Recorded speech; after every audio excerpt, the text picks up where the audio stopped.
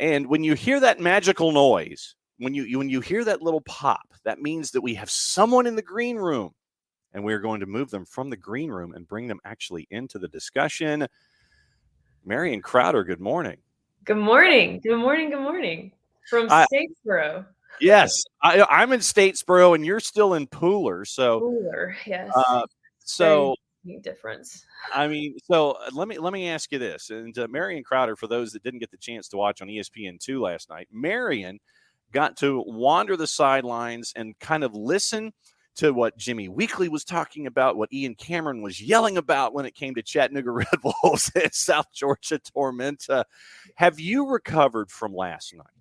Yeah. Honestly, I feel like, because, you and I were talking, and like in full transparency, that was one of like my first real sideline gigs.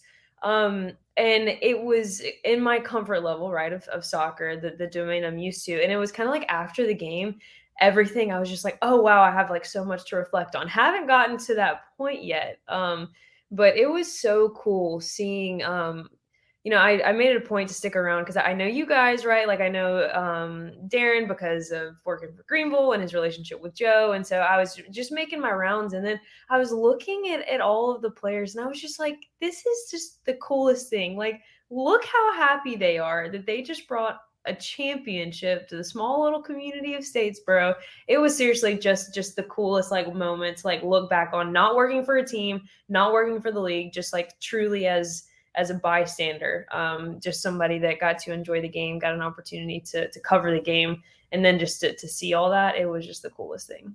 What's it been like for you to see the league grow the way that it has? Because, I mean, we knew the rivalries going in, the Southeastern footprint has always been there. What's it been like for you to see the league grow to where you have a championship game on ESPN2, you have all of the pomp and circumstance and attention that's attached to it? What's it been like for you to see this?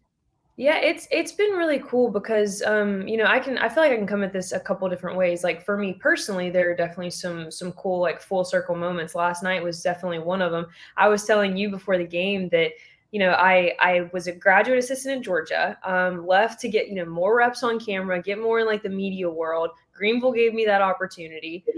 Ended up meeting so many cool League One people, but all the people I met at Georgia started calling me to do SEC Network stuff. Left Greenville because I needed my weekends free to come back and do that. And then all of the connections that I made from working with League One all came full circle last night. So that was a personal kind of like, wow, the growth that has happened. But for the league itself, that was the first 3-4 matchup that we've had. It's the first time Greenville has never been in the final. And I think everybody leading into that absolutely thought there's no way Richmond's not going to host this. And then all of a sudden, two things that no one thought were going to happen. Statesboro, Georgia host the final in a brand new stadium. I think that was the other big thing. It was like, it was weird, like, 3-4. Okay, like it doesn't feel weird that Greenville or Richmond aren't in the final when everybody thought a little bit. But at the same point, I think the boys said it on the broadcast yesterday, those were the two hottest teams in the league at that point. So it were the teams that were in the best form. And then I even, got to do a lot of research about the fact that they're the two soccer specific stadiums, the two clubs with soccer specific stadiums. Yep. And so to see, in my mind, honestly, I feel like that is one of the biggest ways a community can say, hey, we're invested in you, and what you're bringing to us is to build them their own place, their own home. And getting to talk with a lot of the Tormenta guys specifically, since they were the host, asking them just, hey, what's it been like going from playing at the Georgia Southern, right? A shared facility basically, to having, your own banners when you come into the clubhouse. And they seriously said, they were like, it's just different. Like it truly is seeing the game from a different angle, and the energy that the fans give us. They were great, obviously, always, but it's just such a different environment knowing that they are there, not because they stumbled upon us, because they know where the Georgia Southern field is, but truly like they sought out coming to watch us play. So the stadium piece has been huge, I think, for USL, and will continue to do so as more teams look to go that route. And then just the overall media coverage. Like, when would you ever have thought in 2019, when this all started, that the final was going to be on ESPN2? Yeah. Like, pretty crazy. And then, they have so much stuff coming in the pipe. That was the first double. So Tormenta won the USL Women's League, and then they get the men's championship. So that was a huge like growth moment, I feel like, for the league in its entirety, to be able to say that that's even a possibility for clubs to now have a double championship. That's just another angle to it. Yeah, I mean, you mentioned the soccer-specific facilities. You've got Chattanooga, you've got Tormenta, you've got Spokane coming online, you've got Lexington coming online that wants to have that downtown facility that's a part of all of this. And you mentioned the double too. Yeah, and we're going to have Darren Van Tassel on after you at 10:30. And good for all the viewers. No, well, I mean, like, you made it through Marion. Don't worry, you get Darren. I mean, you think about what Statesboro has done and what the Van Tassels have done to invest to this point, and it isn't just the League One team. It's USLW, it's USLA, it's USL. I mean, you have everything from 4, 5, 6, 7, 8-year-old kids that can work their way up through a system, and everything that Darren has been wanting to do with this footprint where they're the spoke in the wheel here geographically for everything that goes on. I-16 West heading toward Macon, I-16 East heading towards Savannah and into the low country of South Carolina, north heading toward Augusta, south heading toward Vidalia, where Vidalia soccer has had, they chased after high school championships on the women's side, right? They can make such an impact by being the center of the wheel here, and it's rubbing off on all these different areas. It's just been really cool to see the progression of it all. Yeah, and I feel like you could think from like an outsider looking in that it's like, okay, well, you have a different staff that's running the academy, you have a different staff that's swimming the women's league. Are they all really close? And it's like, okay, actually, that's not true. Like the same staff right now for Tormenta specifically, and for a lot of clubs across USL League One, they are running also the women's league, right? So you have the cross functionality of the staffs getting into the growth of soccer from the front office perspective. But then like last night, you hear, you're like, yeah, we're close. Yeah, we see them in training talking about like the Tormenta FC2 guys, talking about like the women's league. We were asking, what would it mean for you guys to win a double? And it's like, what answer are you going to get? Because how close are they really? But last night, you had women's league players that were out there celebrating with the first team guys. You had the academy group. I got a great picture, I think, of some of the academy boys celebrating with like Keziah, who won MVP. And it truly, in my mind, that was like the physical moment where you could actually see the fact that this first team, what Darren and these guys are doing down here at Tormenta, it is crossing over, and there is like a true camaraderie across the women's team, across the academy team with the Tormenta FC2 guys. Like, it is truly an investment, and it's not like the first team guys are sitting there looking at everything else, all the other different angles that the growth is happening, and saying, no, I'm just going to be over here, I'm going to do my own thing. They have bought in. You can tell that these guys have bought in. For those of us that have been able to watch what's going on in here in Statesboro, the best analogy that I can come up with is that every league needs a Green Bay.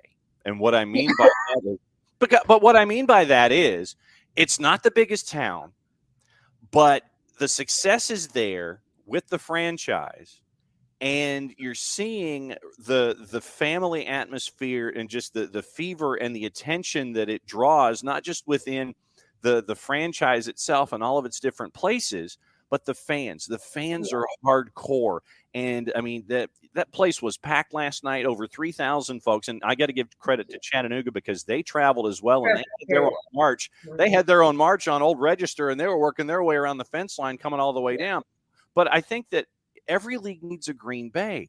And I think that right now, as you look at soccer, the smallest market in USL Championship, League One, et cetera, is the one that has the title. It's the one that has the double. So I think that it's key that, yeah, it's fantastic, all the growth in the larger markets and everything, especially USL Championship and League One and what have you, but you've got to have those Green Bays that make just as much of an impact.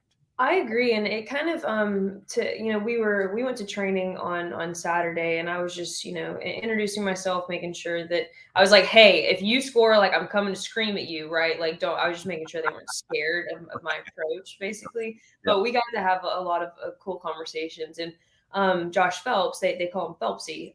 He and I talked for a while just about because he was one of the first guys that the club signed. He's been with Tormenta since 2019, and I was kind of just wanting to see. They had so many midseason transactions this year that I felt like I was talking to a lot of newcomers, and there were really only like a handful of guys that have seen this club from start to final. And so I was talking to Phelpsy, and I was just like, hey, what in your perspective, you've seen this from 2019 to now, like what are your feelings about being in the final for the very first time? And he actually told me, he was like, honestly, it's a little bit of a relief that this has happened for us, because he says, like, I feel like we've been invested for so long. I feel like we've had the roster capability to win the title. You look, we've had the Marco Michelettos, we've had the Charlie Dennises, we've had the Connor Antleys, we've had all these game-changing players, and it just feels like the end of the season hasn't quite gone our way, whether that's like key injuries or we just really don't have the depth. But he said that he felt like the camaraderie in the locker room was much different this year, but really just the buy-in to having this mean more than just like a title, having this mean something to a community, having this mean something to the people, to the ownership group. Just that buy-in was on a different level, and he feels like that was like a really big key to just their success down the stretch, especially. And then you look at obviously the tragic loss of Carter Payne, and you see all those guys wearing his jersey yesterday. You saw him with the warm-up tops. Every single one of them that I talked to at training on Saturday that I asked about, visibly, shaken up. And so you can tell that it's something that they're still dealing with. And in my mind, them lifting that trophy yesterday was like a physical representation that this community is stronger than anything you could put us up against, and it was a really cool thing to see. Well, and when you got to catch up with Keziah Sterling, he wasn't wearing the Tormenta jersey front to crest on the front. He was wearing the Carter Payne version, where the Yeah. Carter Payne name was right there, front and Yeah. center for everybody to see. So Yeah. everyone knew that Carter Oh, Payne was chills always thinking going about it. to get right there. It's always going to be a part of the process. One other name that I wanted to bring up, you went down the road with Phelpsy, Pablo Hara. Mm. And Pablo Hara has been there for 5 years, and he has been part and parcel to the growth and the franchise as well. And TJ Bush was starting keeper, and Pablo had been taking a bit of a back seat this season.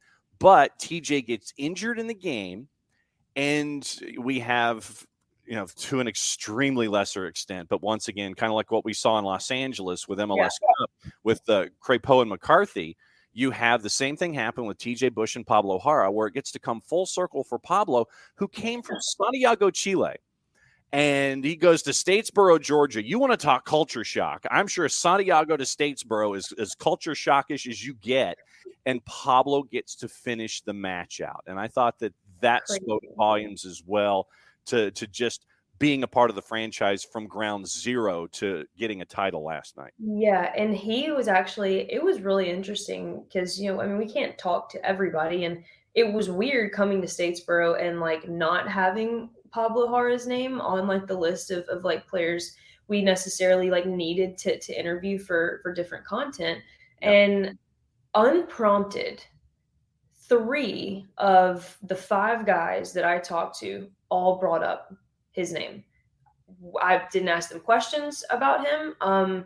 Really, what the angle was, and I'll go back to Josh Dangler specifically. We talked a little bit about how many midseason transactions they had, just how many newcomers to the club they had. Josh Dangler's had an incredible season.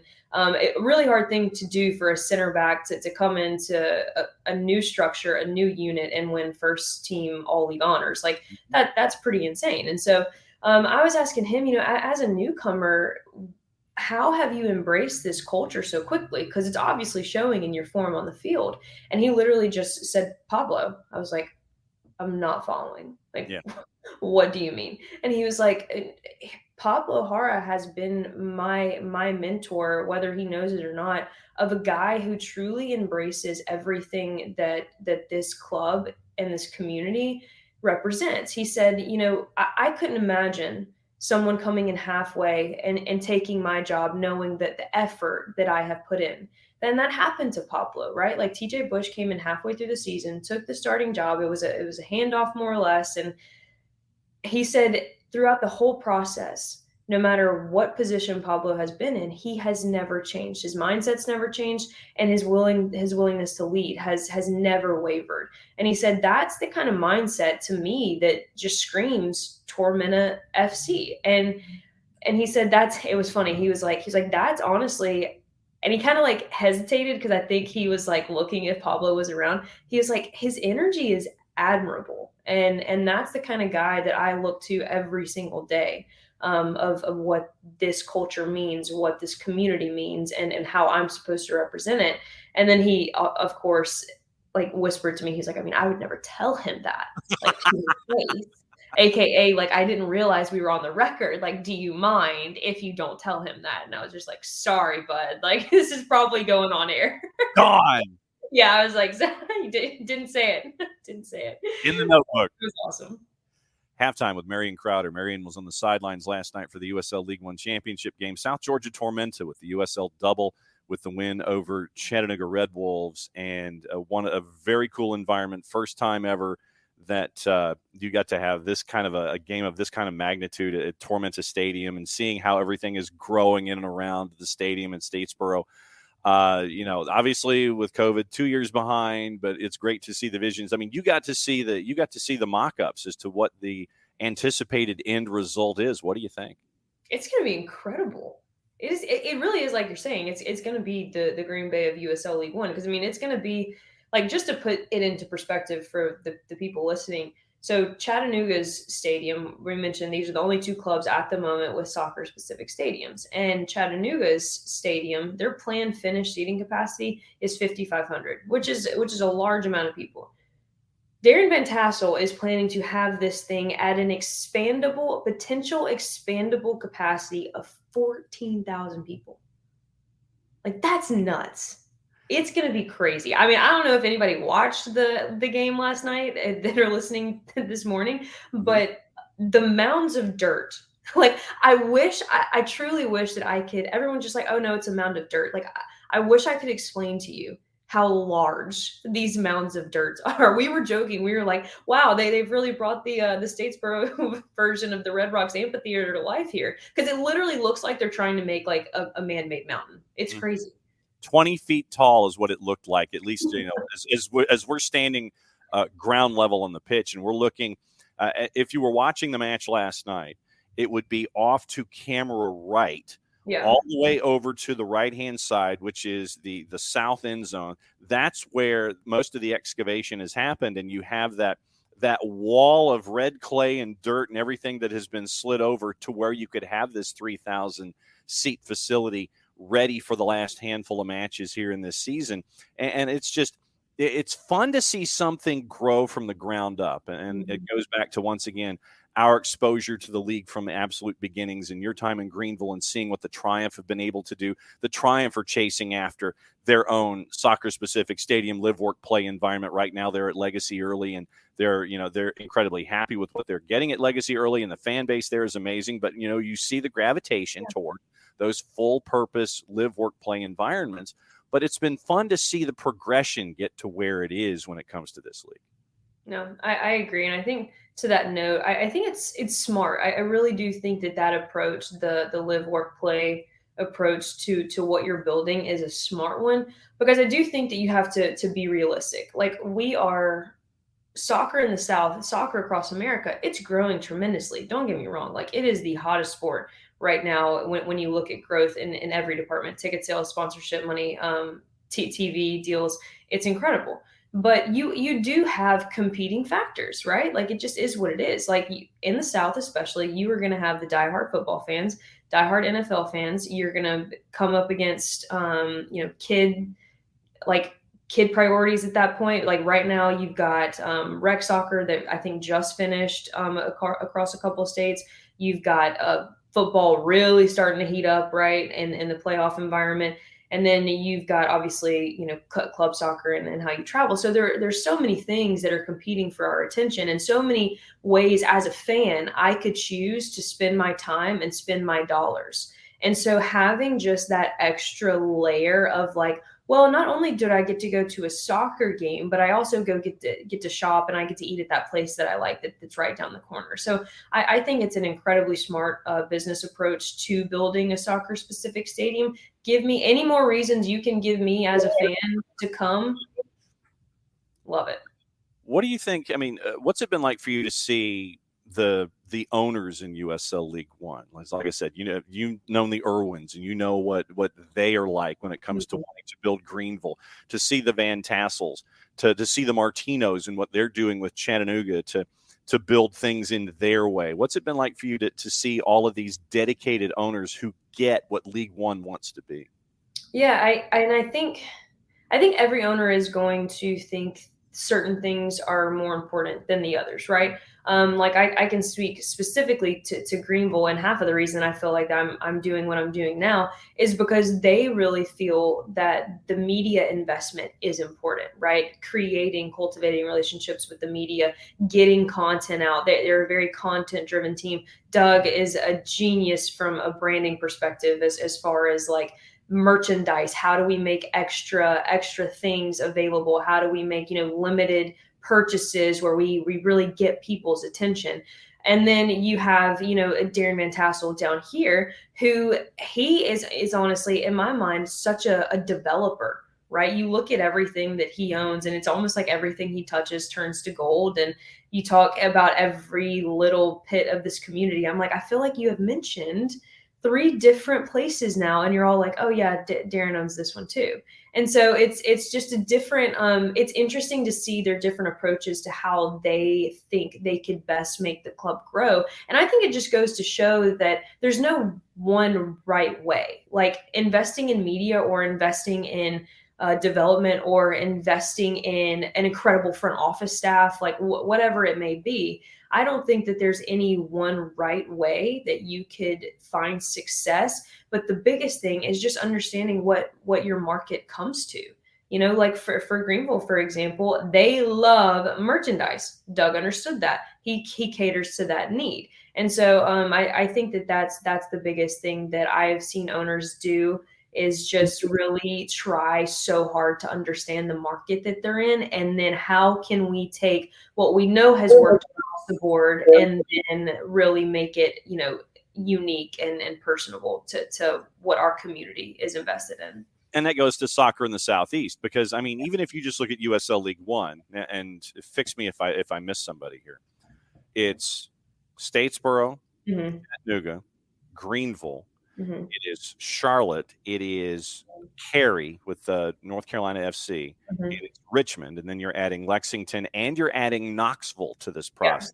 Yeah. Yep. So I mean, if you didn't have enough of a reason just to be a casual fan, the Southeastern Conference rivalries get to work their way in. You've got the Sun Belt versus the SEC when it comes to Saturdays in college football, and I think that it's something that's kind of shown itself here in USL League One and in the championship and all the other divisions, that in the Southeast, if you take that Southeast Conference or just Southeastern football Saturday mentality and apply it to Southeastern football, FUTBOL, with the inclusion and all of those different things, you're seeing this crossover of those fans, and you're getting them to gravitate toward watching soccer when all they might have just known is college football.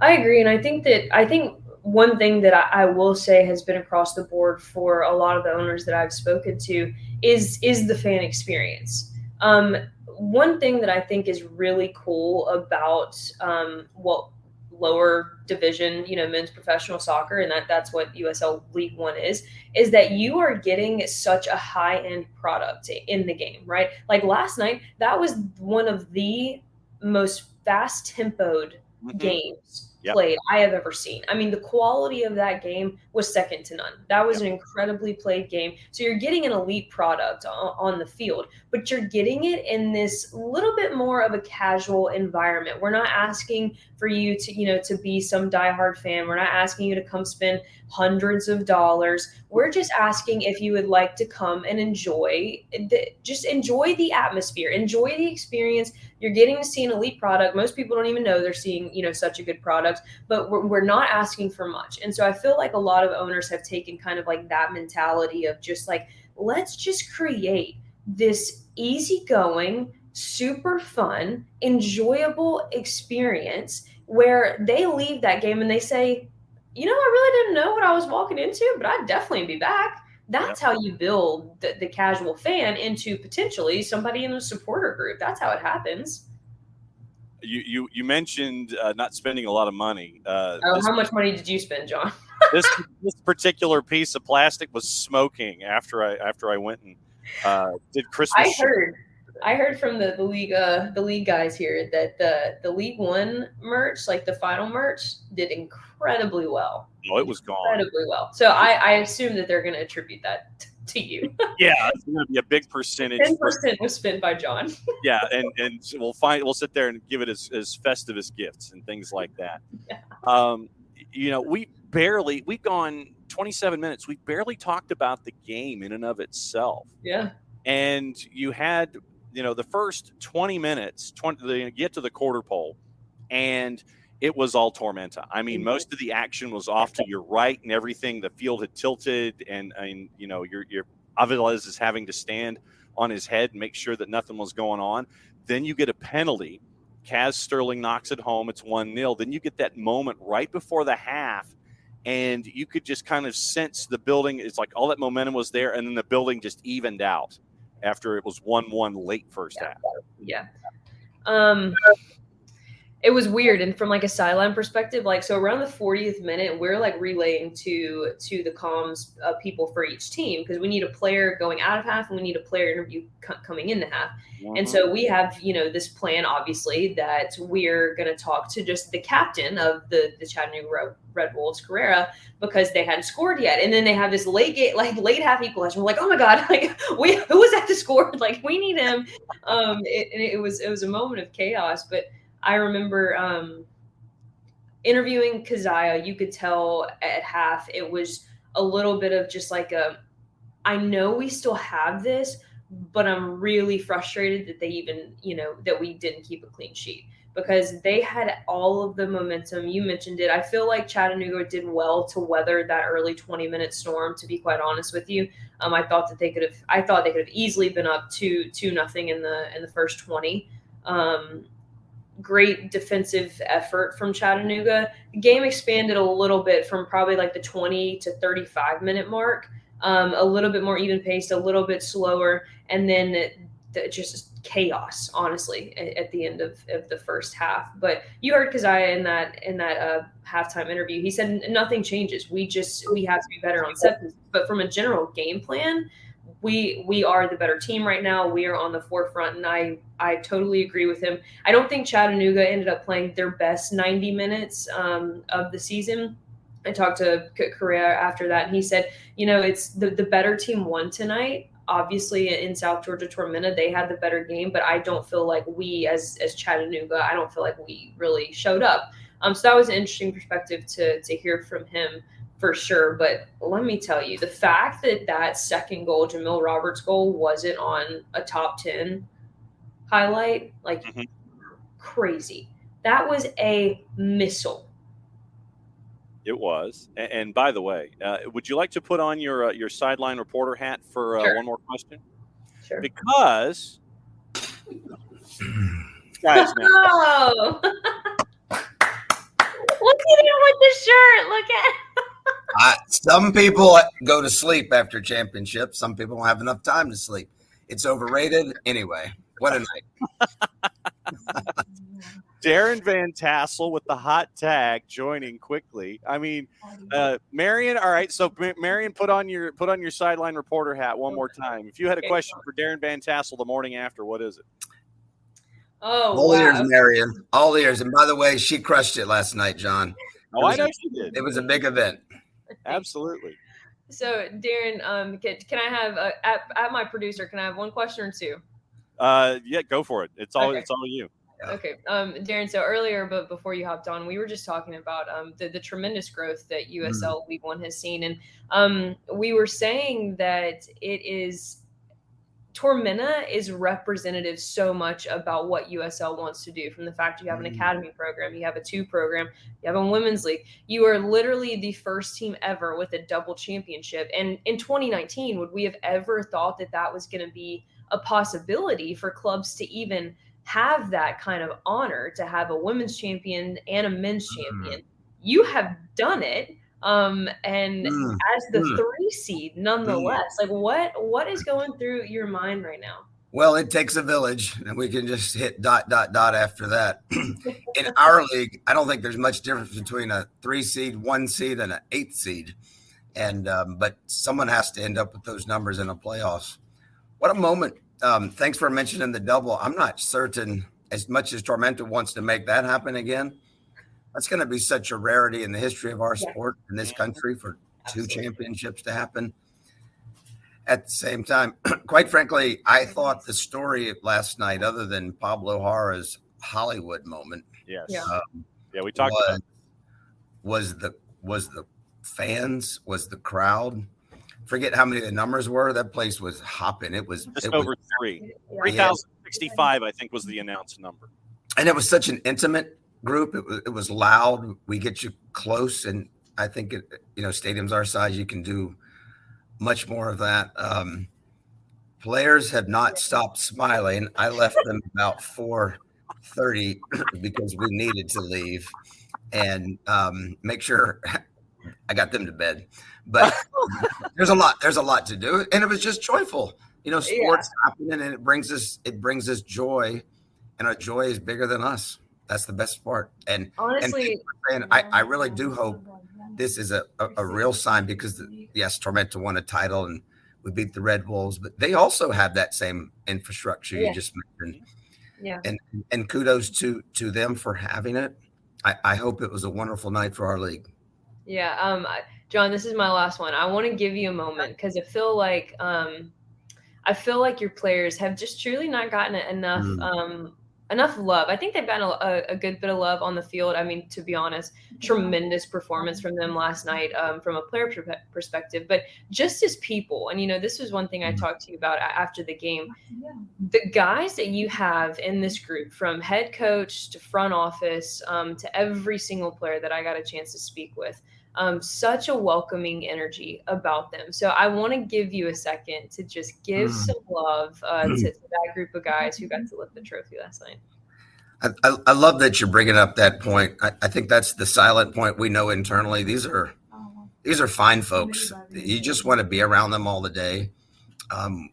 Nitra probably gets most of the credit as owner for that. You guys let me come on the show and speak, but it's a genuine moment. It happens. The players are that kind to each other, quite frankly, and quite frankly, men don't often get the sort of the joy and the love that they should show when they're kind. Whether they're trialists that come in, whether they're new guys that are coming in, whether it's our academy guys showing up, Keziah Sterling is probably our best player with 9 and 8-year-olds, just being kind and nice to them. Pablo was taking penalty shots with kids on the goal last night. I mean, these are just fun moments. Maybe they're unique to our league. I don't know. I don't know how else to do it other than having superb people. But you can't grow a club in our size if you don't have the community to be a part of us. And it's going to take that kind of genuine folks. Listen, last night you could see it winning something. Listen, that's not a hard time to show joy, is it? No. But it's so genuine, it's so real. What you experience is exactly who they are. Yeah. At Marion CC _ on the Twitters, from the sidelines last night, heading back to the real world. Marion, you understand that you have a golden ticket here at SDH. So whenever you want to crash, you call me. You have my number. You know where. Wait a second. There's a real world. I need to understand how to get there. You're in it, brother. You're tolerating. I'm faking it till I make it, Darren. I'll just say that, and we'll leave it there. There's a lot guys, of that. it was seriously a pleasure, Darren. I'm so glad I got to see you again. John, thanks as always. Seriously, call me anytime. You know where to find me.